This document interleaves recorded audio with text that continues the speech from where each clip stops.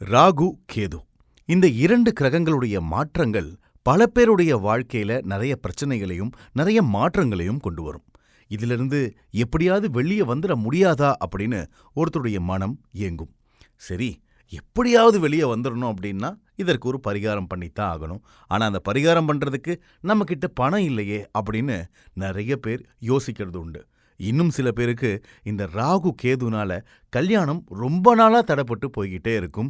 எப்படியாவது இந்த வருஷம் எனக்கு கல்யாணம் ஆயிடாதா அப்படின்னு பல பேர் ஏங்கி ஏங்கி ஏங்கி நாட்கள் மட்டும்தான் கடத்திக்கிட்டே இருப்பாங்க.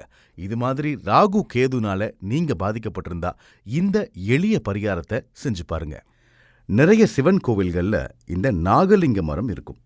அந்த நாகலிங்க மரத்துக்கு மஞ்சள் குங்கும பொட்டு வச்சு 2 விளக்கு ஏத்தி 25 முறை அந்த மரத்தை வலம் வந்தோன்னா உங்களுக்கு ராகு கேது தோஷம், ராகு திசை, கேது திசை நடந்து வாழ்க்கையில ரொம்பவும் பிரச்சனை இருந்தால் கூட அந்த பிரச்சனைகளை எல்லாம் சமாளிச்சு வாழ்க்கைய நகர்த்தி செல்லக்கூடிய தைரியம் உங்களுக்கு தானா வந்துடும்.